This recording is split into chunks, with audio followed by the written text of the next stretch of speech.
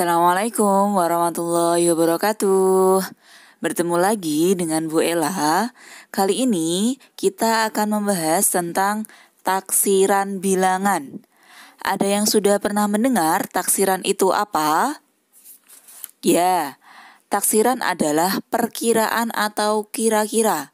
Jadi pernah nggak kalian mengira-ngira suatu bilangan? Misalnya harga suatu barang, kemudian jumlah biji dalam satu buah, itu semua namanya taksiran. Pada materi taksiran kali ini akan ada dua jenis bilangan yang akan dibahas, yaitu taksiran pada bilangan cacah dan juga taksiran pada bilangan pecahan. Oke, sekarang kita memasuki materi taksiran yang pertama, yaitu taksiran pada bilangan cacah. Pada materi ini akan ada 3 hal yang akan dibahas, yaitu taksiran atas, taksiran bawah, dan juga taksiran terbaik. Oke, taksiran atas. Kita bisa lihat pada tabel yang Bu Ella sajikan, ada 4 bilangan di sana yang ditaksir atau dibulatkan ke atas. Dibulatkan ke atasnya terdiri dari satuan terdekatnya, ke puluhan terdekatnya, ke ratusan terdekat, maupun ke ribuan terdekatnya. Kita lihat pada bilangan yang paling atas, yaitu 5.368,5. Nah, sekarang juga kita lihat ke tabel satuan terdekat. Jadi maksud dari tabel ini yaitu bilangan 5.368,5 dibulatkan ke satuan terdekatnya. Ada yang sudah tahu mana yang menunjukkan angka satuan pada bilangan yang tadi? Benar, angka 8. Di situ 8,5 ya. Maka letak dari 8,5 yaitu di tengah atau di antara 8 dan 9. Maka ketika dibulatkan ke atas 8,5, satuan yang paling dekat yaitu angka 9. Kalau satuan satu tingkat di bawahnya berapa? Di bawah 8,5? 8. Tapi karena ini taksiran atas, maka 5.368,5 dibulatkan ke atas ke satuan terdekatnya menjadi 5.369. Sekarang 5.368,5 dibulatkan ke atas ke puluhan terdekatnya. Dari bilangan tersebut, yang menempati tempat puluhan angka berapa? Angka 6 atau 60. Maka 68,5 terletak di antara 60 dan 70. Karena dibulatkan ke atas, maka menjadi 5.370. Sekarang, bilangan yang tadi dibulatkan ke ratusan terdekatnya. 5.368,5 yang menempati angka ratusan angka berapa? Angka 3 atau 300. Lebih tepatnya di situ 368,5. Maka ketika dibulatkan ke atas, yaitu menjadi angka 400. Sehingga taksiran atas ke ratusan terdekatnya menjadi 5.400. Sekarang yang terakhir, bilangan yang tadi dibulatkan ke ribuan terdekatnya. 5.368,5 yang menempati angka ribuan angka berapa? Angka 5, tapi yang paling depan ya. Maka 5.000 ditaksirkan ke atas menjadi ribuan terdekatnya yaitu 6.000. Sehingga 5.368,5 dibulatkan ke atas ke ribuan terdekatnya menjadi 6.000. Hal ini berlaku hingga bilangan yang keempat pada tabel di atas.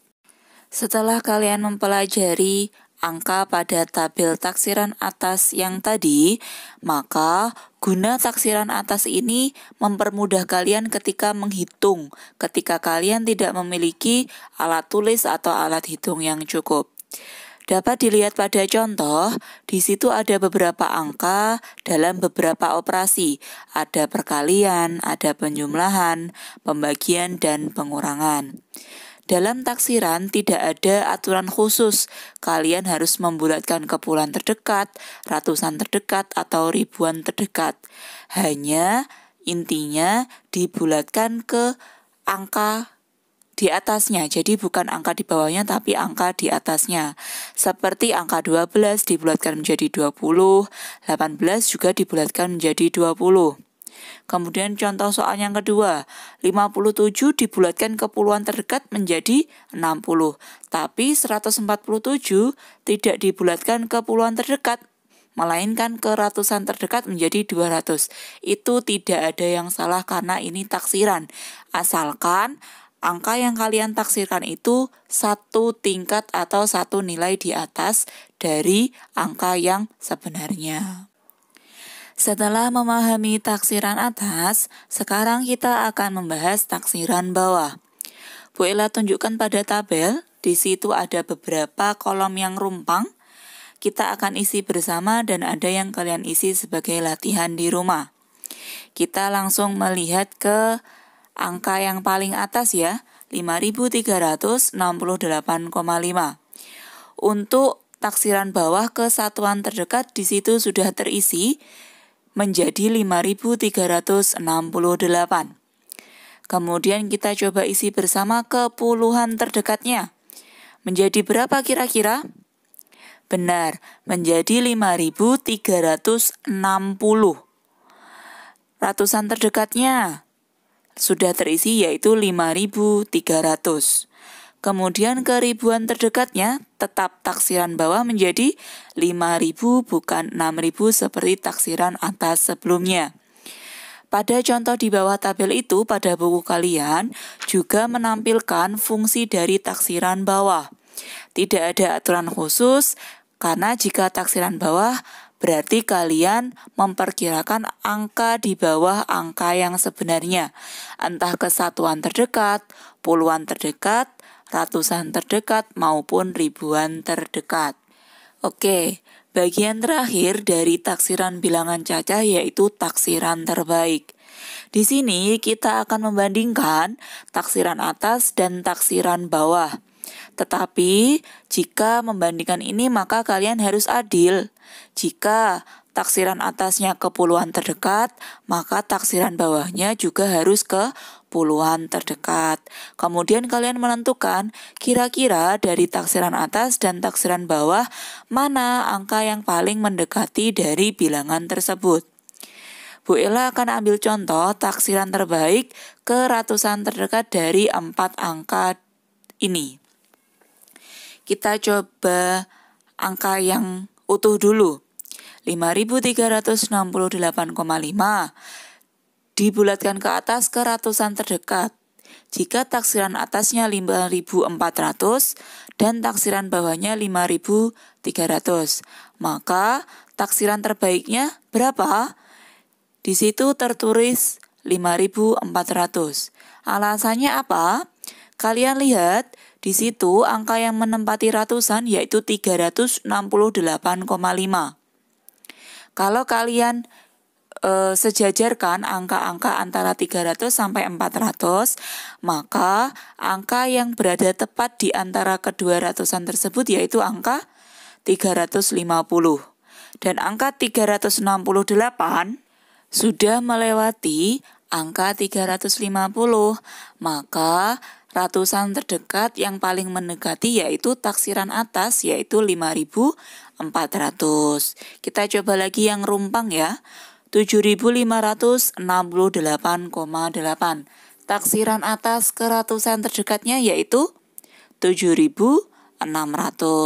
Taksiran bawahnya 7.500. Maka taksiran terbaiknya yaitu berapa? Benar, 7.600 karena sudah melebihi dari berapa? 650, di mana angka 650 merupakan angka paling tengah atau tepat di tengah antara angka 500 dan 600. Nah, sisa dari kolom tabel yang rumpang bisa kalian isi sendiri sebagai latihan di rumah. Sekarang kita beralih dari taksiran bilangan cacah ke taksiran bilangan pecahan. Di sini juga ada 3, yaitu taksiran pecahan biasa dan campuran, taksiran pecahan desimal, dan taksiran persen. Oke, yang pertama, taksiran pecahan biasa dan campuran. Pada dasarnya, taksiran ini tidak mempedulikan ke atas maupun ke bawah, tetapi yang dipentingkan yaitu membulatkan pada bilangan terdekat. Pada contoh, di sini ada beberapa contoh yang Bu Ella sajikan. Yang pertama, 8/10 dengan 9/5/7. 8/10. Kalau kalian kesusahan ini dibulatkan kemana, coba kalian jadikan pecahan desimal terlebih dahulu. Di situ kalau kalian jadikan pecahan desimal, maka 8/10 yaitu 0,8.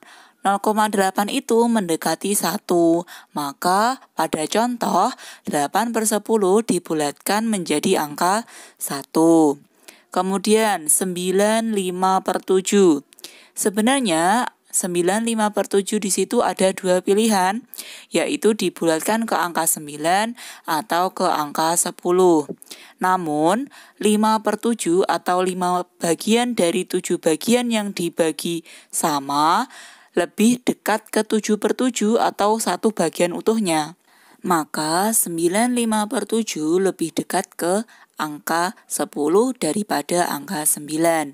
Sehingga perkaliannya menjadi lebih mudah, yaitu 1 kali 10 atau taksirannya atau perkiraannya perkaliannya 10 atau di bawah 10 nilainya.